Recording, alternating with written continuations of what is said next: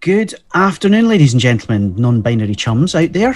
Welcome to episode 2 of the Scottish Games Network podcast. Thank you so much for all of the feedback and help and insights and input that you gave us on issue 1, which came out a whole week ago. God, it doesn't seem like it. So here we are, back again. We're going to assault your earbuds, earballs? No. Ears. No, that's wrong. Please never say earballs again. Whatever they are, we're assaulting them. Whatever it is, you're going to be assaulted over the next 45 minutes. So welcome back to the SGN Podcast 002. I'm Brian. I'm Ryan. I'm Andrew. Okay, so gentlemen, why don't you fill us in on what you've been doing this week? What have you been watching, playing, listening to? Ryan, over to you first. I've made the very, very stupid decision to go back to Dark Souls. I'm in Dark Souls 3 now. It's the first time I've went through it, and it's just been kicking my ass, if I'm honest. Like, there's not much else to say about it. It's exactly what you'd expect. I'm loving every minute of it, but it's frustrating as all hell. What's your history with Dark Souls? What have you? Dark Souls 1 was Dark Souls 2 was my first game. And I played Scholar of the First Sin, and got a decent ways through that after bouncing off of it and my mate being like, oh, you need to do this, this and this, and that'll make everything a lot better. And then fell in love with Bloodborne. Like, Bloodborne was up there with one of my favourite games of the last gen, or current gen. Are we still calling it current gen, or is it last? Anyway. Whatever you've got at the moment, let's be honest. Fell in love with Bloodborne after it took me about 3 years to beat the Cleric Beast, which is, just for a bit of an example, the first boss in the game, I just didn't get what I was meant to be doing, and I played a little bit of it, really enjoyed it, and I was like, oh, this is really tough, but I think I'm going to be able to make my way through it. Got to the Cleric Beast and it would just flatten me, and I was like, right, okay, and I did that a couple of times, then I'd be like, nah, I'm done with this, and I'd put it down for months on end, and then come back to it, months on end, then come back to it, and eventually I was like, do you know what, I'm just going to start a new character, and I started a new character and beat it like on my second or third go, and I was like, I don't understand why I couldn't do that the first time round, but yeah, did that, and back in August I started Dark Souls 1, so I'm doing everything way out of order. So I started Dark Souls 1, and it came at a perfect time actually, because I just moved flat and I didn't have any internet for about a week. So I just played Dark Souls, and that was the way to stave off the boredom and just properly immerse myself in that world. And now I'm just going back to it with Dark Souls 3, which some people would call me an idiot. I'd agree. Like, it's nothing but misery and despair, but I love it. Glutton for punishment. Yeah, I don't know what that says about me. I think you did that in the hardest possible order, because I think that 2 is considered maybe the hardest one. Am I right in saying that? Possibly, yeah. Like, I remember being stuck for ages on a boss that was like 3 giant sort of suits of armor. Like, you come into this room and they just sort of all come to life. And I remember speaking to my mate that got me into the franchise, and he was like, oh yeah, they're not too bad, they're easy. And, typical Dark Souls player response, But yeah, no, like Dark Souls 2 was definitely tough, but yeah, I think Dark Souls 3 is the one that gets you into it the quickest, because you come out of the tutorial area, and the first thing you do is start a boss fight. And I was like, oh well, throw me in at the deep end, why not? Well, and if ever there was a metaphor for Lockdown 3, it's like horrible, nasty, evil killing things versus lone humans who are, struggling on the point of extinction. I think that's a fair way to go. So fabulous, thank you, Ryan. Absolutely, yeah. Andrew, what about you? Well, I've also been getting my butt whooped by a game this week, but the game is Apex Legends, and the people who are whooping me are real humans who are very good at this game. So I don't really play much multiplayer games at all, really. But it's become, kind of like Among Us or something like that. It's become just something I do to talk to my friends, essentially. But my friends are very invested in Apex, and they're all like level 200 or something. So when I join them in their squad, I'm getting put in at that level, and it's just hopeless. Especially hopeless on this laptop that can, manage a solid frame rate sometimes. So it's been a bit of a struggle, but a game's really cool. Like just that running around, that sliding, it all feels fantastic. So I'm at least having a good time running away from bullets if I'm not doing much else useful. Yes, I just can't even. I refuse to play games online because I have the reflexes of a 50-year-old. So this week I have mostly been playing some fairly old school adventure games on my mobile phone. So Device 6, Space Age, Reigns, Erica, Unread, a whole lot of different narrative design type games and interactive branching storylines, because it fits in with the module that I teach at Napier. So I've been settled in doing that. And say I've mostly been doing it while I've also been attempting to watch The Expanse and The Mandalorian back to back, just so that I can actually talk to some of my friends without them spoiling it. Do you know, I don't know why I haven't got round to watching Mando yet. Like, I am a massive Star Wars fan. Actually, case in point, you guys have never met me in person, but on my arm there is a Millennium Falcon. I love Star Wars, arguably too much, and I've just not got round to it. My girlfriend's got Disney Plus, and I've just not done anything with it, and I don't understand why. Well, watch The Mandalorian, don't bother with WandaVision. There you go.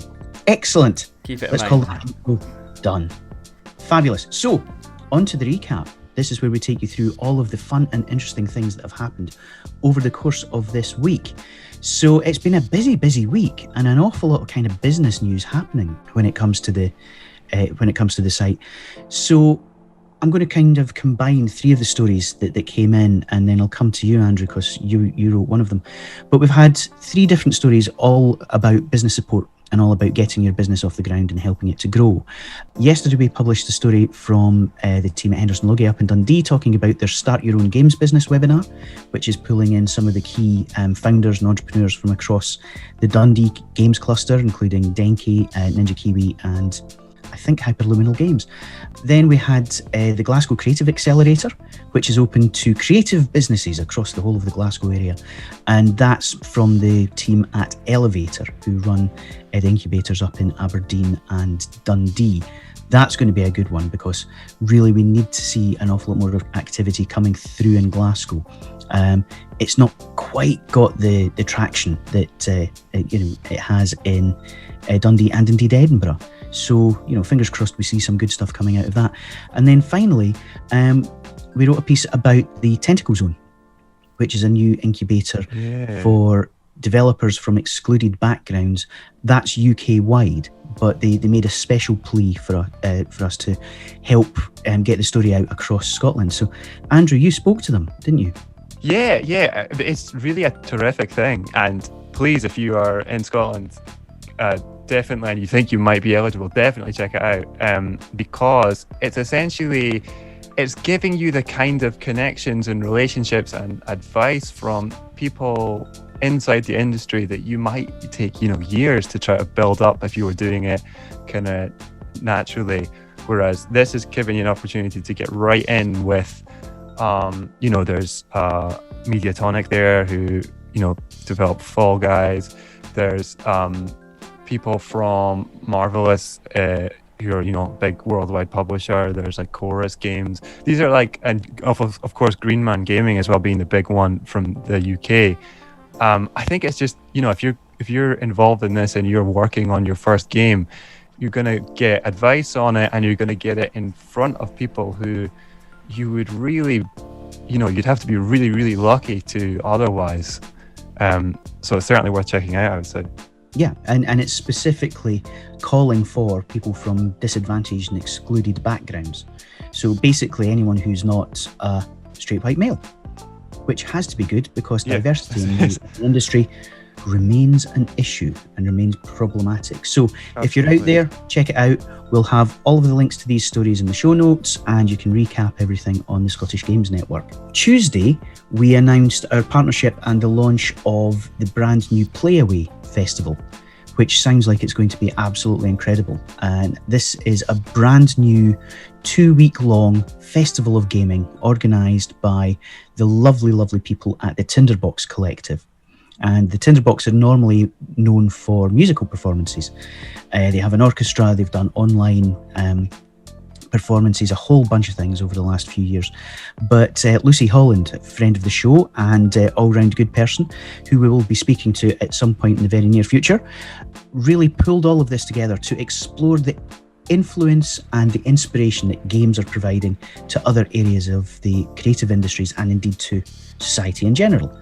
So how they're impacting on education, how they're impacting on healthcare and mental well-being, all of this kind of thing. So we're hoping that we'll be able to pull in quite a lot of the speakers, a lot of the panelists who are taking part in the show over the whole course of the 2 weeks, kicking off with the entirely awesome Jane McGonigal, game designer, developer and gamification expert, and indeed author. I'm reading her book again right now. What are you most looking forward to in the event, Ryan? Yeah, so I'm looking forward to the chat that Ali Lowe's doing. It's part of the Games and Empathy mini talks, which should be really interesting and diverse. So we've got a handful of different speakers talking about different topics within that broad umbrella, which, yeah, it should be really interesting. But of course, we've also got our lovely editor, Brian Baglow, host of the show, doing his own panel. Oh, damn it. I was going to talk myself up, but that's okay. You can do it. No, go for it. Fine. Talk about myself again. If you insist, eh? So I first found out about the festival when Lucy got in touch, just to say that they were doing this and would I host a panel looking at games and well-being.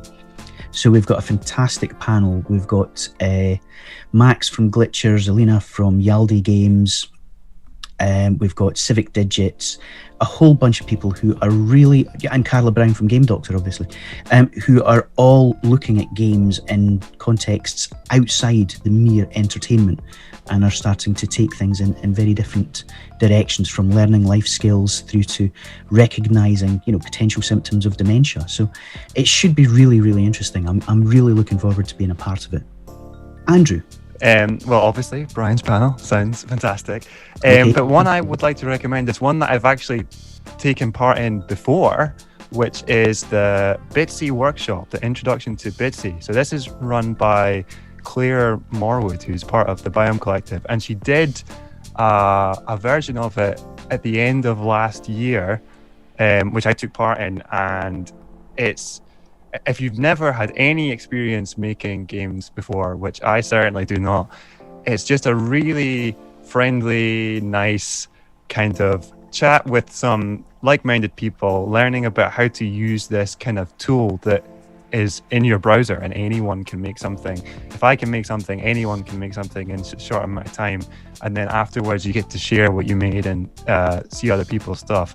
Thoroughly recommend it, so definitely check out the Bitsy workshop. Fantastic. And again, we'll share all of the links to the Playway Festival in the show notes. And we've actually been having arguments as to who gets to cover what as we go forward, because there's so many cool things. And interestingly, we reported a couple of weeks ago that the team at Yo-Yo Games had been acquired by Opera, the Scandinavian-based browser company. And at the time, I did wonder, does this mean they might be taking Game Maker Studio into something that's more of a, browser-based experience? So who knows? We might be seeing even more activity on that side of things coming out of Scotland in the near future.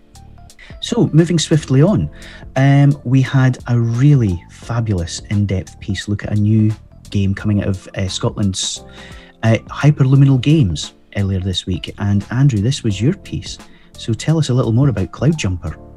Cloudjumper, it just makes you feel calm just looking at it. I think just one look in you, and I don't know, it's like a breath of fresh air. So Cloudjumper is a kind of exploration game that they're working on at Hyperluminal, and the idea is that it's just supposed to be a nice, relaxing time. You're driving around this tugboat in the sky, trying to reconnect these islands that have become separated. And as I say, a big part of its appeal is this kind of visual style that's a mix of sort of pixelated looking objects, but in this sort of modern, really eye-catching sort of presentation. So I was really interested how that kind of came about. And luckily enough, Rob Madden from Hyperluminal was able to tell me in great detail kind of the various processes that go into making that lovely look. So if you want to know in more detail how that worked, please read the article. Yeah, delightfully retro, I think, is the way to look at it. But, yeah, absolutely. Fantastic. And then we touched on another new game that's already live on the YouTube channel, but that we'll be covering on the rest of the site as well. And you mentioned it last week, Ryan, which is Dwerg Saga. Yeah. So have you got tips? Have you answered all the personality questions? Oh, 100%, yeah. So all 120 of them.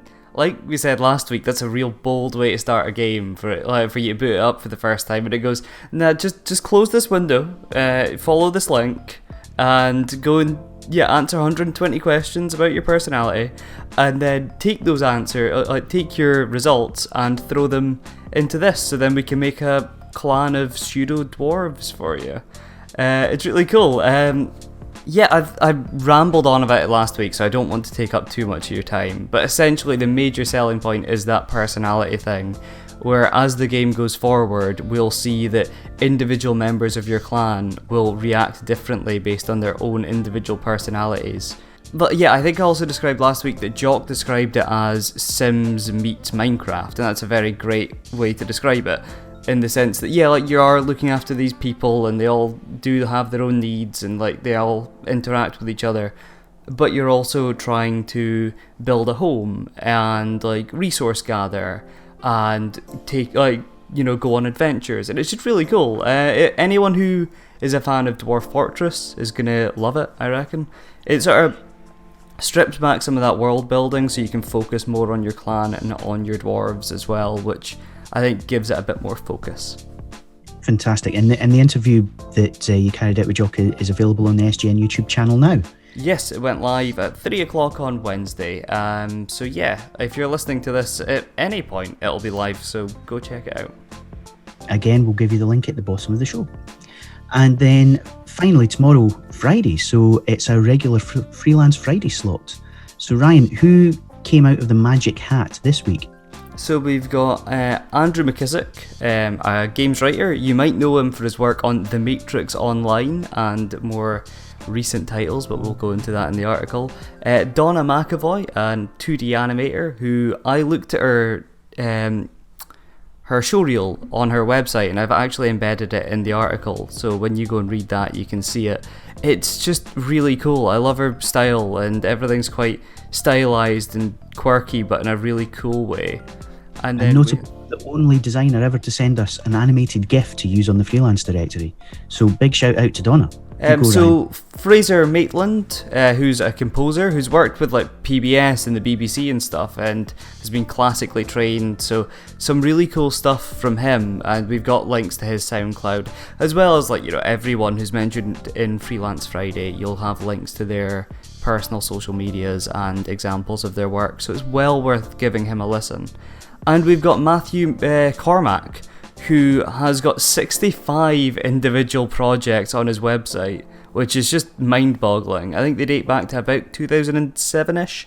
So, there's a massive variety. He uses Unity, HTML, and even Gary's mod to make a variation of different projects. It's really, some of his stuff's really cool, and I really look forward to people going and checking him out. Sweet. It's whoever you need, whatever you're looking for, there will be somebody out there that you can use locally. So do please check out the freelance directory, and where you can, give your business to somebody on your doorstep. There's a lot of good people out there. So moving swiftly on, this week's big story. It's not quite as explosive as last week's when we talked about GameStop and the whole thank God. for the betterment of mankind, or indeed the collapse of mankind, depending on which side of the fence you're on. This week, we're going to be talking about the world's favourite tech giant, Google, and the fact that Google Stadia has decided that it's no longer going to be developing games. So, Ryan, what's your take on this? I think it just makes sense. We were speaking about it before the call, and how they've decided they're going to start making games to compete with people who've been making games for years, and let's face it, it's never going to compete. If you've got a brand new game by someone you've never heard of versus the latest Assassin's Creed, the average consumer is probably going to go for that. And not only that, because they don't have the experience, are they competing, with the people who do this for a living and have been doing it for years? Don't get me wrong, that's how indie devs start, and you've got to always give a chance to people, and it's definitely worth taking a risk every now and again, but I don't always think it's the best business model for a big company to go, yeah, we can make games, because it's not going to have the quick impact that they want it to have. Interesting. I love it. Andrew? Yeah, I mean, I feel exactly the same way, and in fact, Amazon have just done exactly the same thing. They when Amazon Studios launched, they had that game Crucible. It's like a multiplayer shooter, and it was in beta, came out of beta, and has since gone back into beta, and it's not looking good for Crucible, basically. So it kind of goes to show that you can be the biggest company in the world with as much money as you possibly could have to work with, but there's no what's the word? You basically need the expertise of the kind of years and years of development that someone like Ubisoft, as you say, there's no substitute for experience. That's the one. I had a feeling that's And even Microsoft, who obviously have their own studios, their talk in recent years has been about moving more towards becoming a service and less of a platform making its own stuff. So I think if you're a big company, that's the move you want to be making, not the developing the stuff yourself. Let the other people do that, and then you make the money off of distributing it, right? Yeah, making games is hard work. So there's a couple of things. Let someone else do that. There's a couple of things. It reminds me of the mid-90s, where all of a sudden every media company in the world decided that it needed a games division. And in the vast majority of cases, they jumped in, they set up a publisher for gaming, they commissioned games, they worked with developers, and within 10 years, pretty much all of them had exited. One that's very close to my heart was BMG, one of the world's largest music companies. And so they set up BMG Interactive and did exactly that. Now, on the one hand, it did kind of work out for them, because out of that came Grand Theft Auto. And, far too few people remember that BMG was the original publisher, way before Take-Two swooped in and actually bought the company, when the music label decided that this games thing was hard. But there's a kind of a counterexample from slightly later on. Do either of you guys remember the Nokia N-Gage? Yes. The look of stark astonishment and total bafflement was just a joy. So the Nokia N-Gage was when Nokia, the mobile phone company, remember Nokia, decided that they were going to make a phone which was primarily a games console. And they went out and they had more money than anybody at that point in time. And so they went out and commissioned a lot of really sort of top rank games companies to produce N-Gage titles based on big franchises, Sonic the Hedgehog and so on and so forth. Yeah. And it didn't save the device because it was utter garbage. You had to hold it sideways to your head. It was called side talking. It looked like you had a Cornish pasty made of, dark. Well, the screen was taller than it was wide, right? As well, it was essentially held covered in buttons. Yeah. It was roughly the same size and shape as a tackle, and you had to hold it. So the flat edge was close to your head, and it looked like a giant prosthetic ear. Anyway, I'm getting distracted. What Google seemed to have done is jumped into, as you said, Ryan, what Amazon did, which is imagine that if you're making a platform, you also have to, make the content for the platform. And that's not usually the case. There's been a lot of cynicism in the games industry about the idea of streaming games, but the reality is it's going to happen. The games industry is notoriously bad at predicting what is and is not going to catch on. I remember when Sony popped up and said, "Hey guys, I know we make televisions and Walkman, but we're going to make a games console." And oh my, how the industry laughed. Turns out Sony did quite well with this whole games thing. as did Microsoft. But streaming games is going to happen. Microsoft have had it working in Messenger for years now, and the technology is moving in that direction. Servers are getting more and more ubiquitous, broadband is getting faster, so there's no reason at all that you have to go to a shop and buy a disc in a box anymore. In fact, downloading is going to seem, quaint and old-fashioned within the next 5 years. All of which leads us very neatly on to our SGN Sneak Peek Game of the Week. So Ryan, what have you been looking at this week? So I've been playing a bit of Final Directive by Lazy Monday. It's really cool. I've never heard of it, and I don't think any of us here have until Absolutely not. I started rambling about it. And essentially, it's, if you think of Hotline Miami with that sort of overwhelming odds, maybe slightly more difficult than your average game type thing. I'm intrigued. But instead of the idea of trying to wipe out an entire level of enemy, it's just survive. It's just complete your objective, get to an evac point, just don't worry about trying to get fancy kill combos or the most amount of kills you can. It's just gonna end up with you being dead essentially, and that's all well and good and that's really fun. However, where the game excels for me personally was these really cool comic book style hand-drawn storyboard cutscenes where that's where all the story takes place, and it's just so endearing and really cool, and I love that style, and I need to look into who drew those cutscenes because I need to start following them on every social media platform to see what else they're doing. Does it have a sense of humor? Because I get from Lazy Mondays games that they're generally pretty funny. Yeah, I'd say so. I think the main character is definitely your sort of comedic character, whereas quite early on in the game's story you'll meet an AI controlled robot, and they sort of play as more of your straight man. However, they'll still make fun of the main character and sort of poke fun. So it's lighthearted while being a game where you're on a space station infested by alien parasites that are trying to kill you. So they're able to juggle that tone quite well, and the game, because the cutscenes are so different in visual style to the gameplay, it's not so jarring that the tone can shift from I'm away to die any minute because I'm getting overrun by aliens to the robot's making fun of me.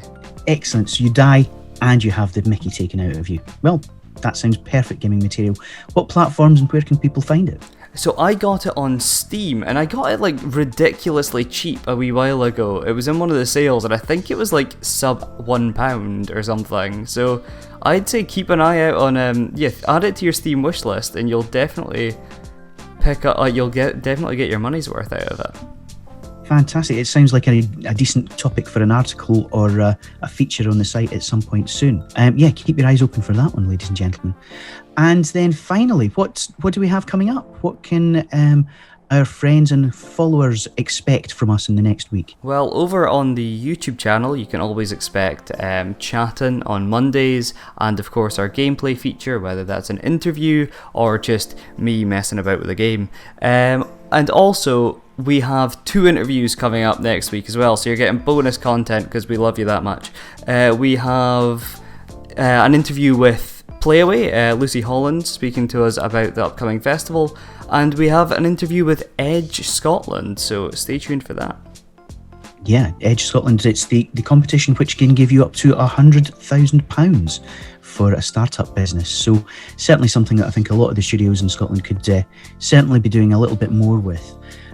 Andrew, what do you have coming in the next few days? So on my front, maybe about a fortnight ago now, we posted a story about Digital Sports Arena, who are a team out of Dundee that are making this new football management game for mobile called Game Day Live. So I spoke to Barry from Digital Sports Arena, so I should have an interview with him going up next week. Fantastic. And as always, if you have any news, updates, releases, anything that you want us to review or look at, You know where to find us. Please get in touch. As always, well, I say as always, we totally forgot to do this last week. We will have links to all of the stories, all of the companies, everything that we've mentioned in our show notes. And can I just say thank you to all of the people who took the time to leave us a review and give us feedback on episode 1 of the podcast. You know who you are, you know where you come from, you know how you got in touch, but that's incredibly valuable. We've started to do an awful lot more planning and structuring. It may not be obvious from this particular episode, but we really have. It's your feedback is really important to us, and it means that we can cover the topics that you want to hear about and make the podcast and the show and the site better and better on an ongoing basis.